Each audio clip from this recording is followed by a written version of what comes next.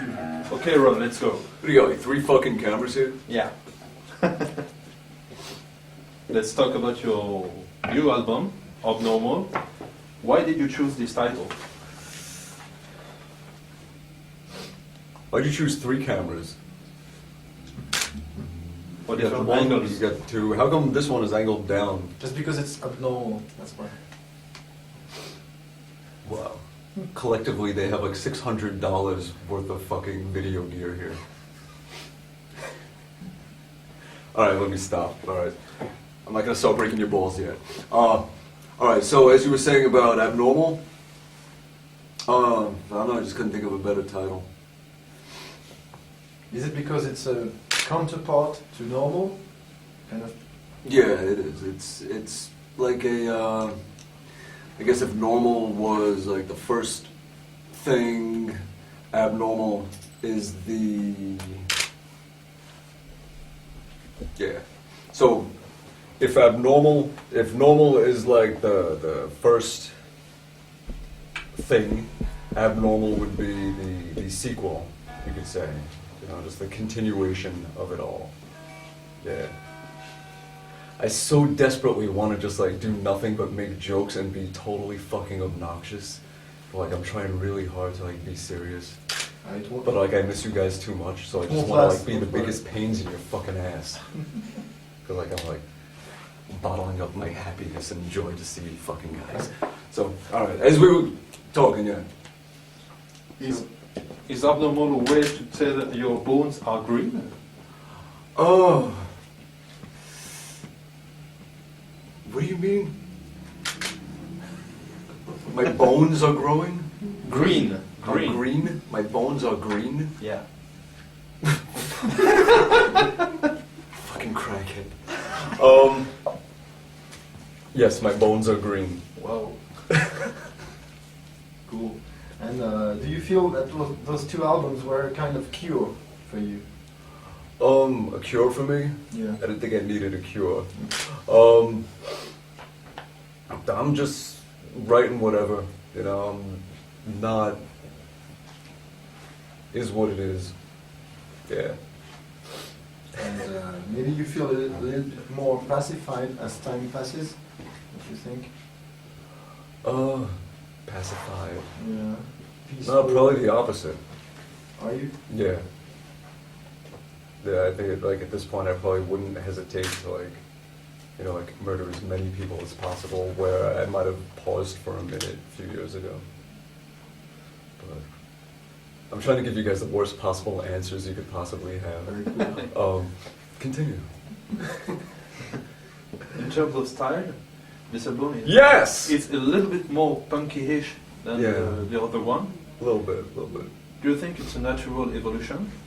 It was just how I was feeling at the time, you know, it's like, you know, it's just a bunch of fucking sound waves and you just do whatever you want with them. And However you feel at the time. Yeah. And what would you say if you want to describe this album? Gay. Very gay. Very gay friendly. No, just gay. Just gay. Yeah.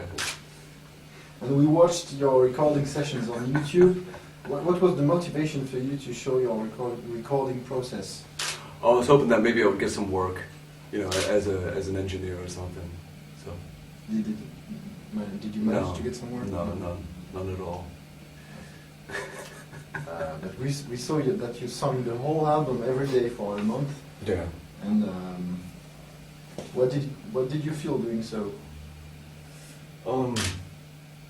What did I feel? Yeah. At the time? Yes.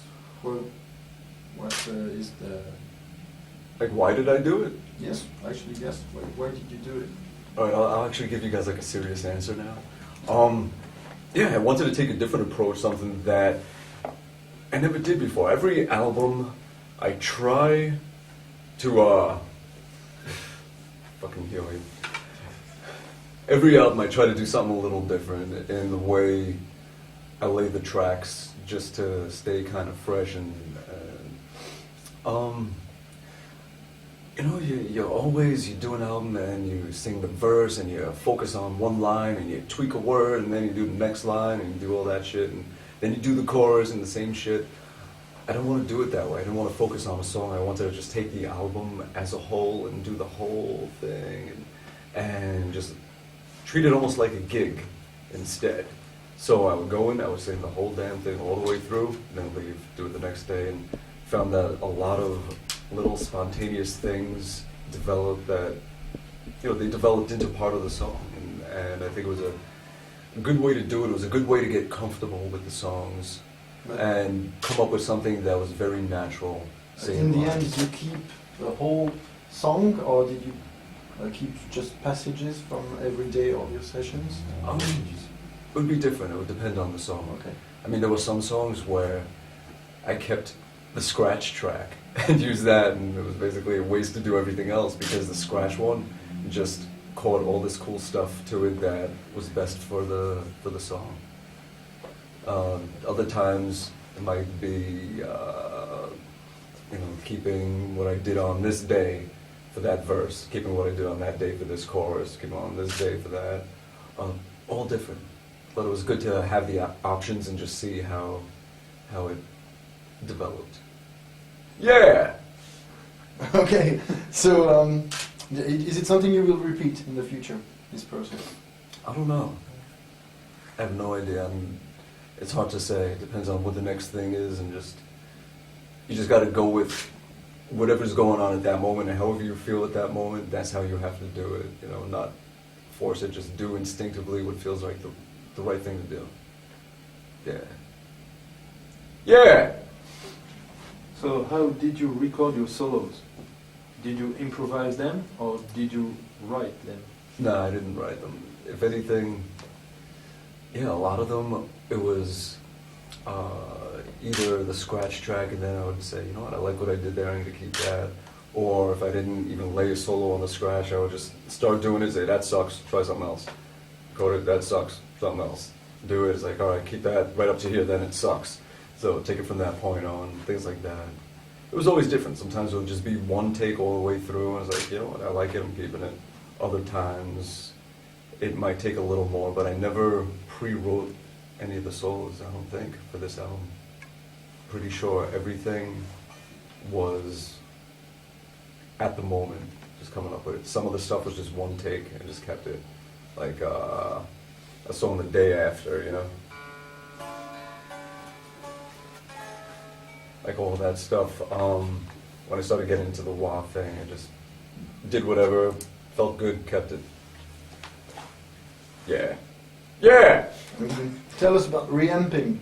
It's a new stuff for you? Is it a new stuff for you? You know, it's...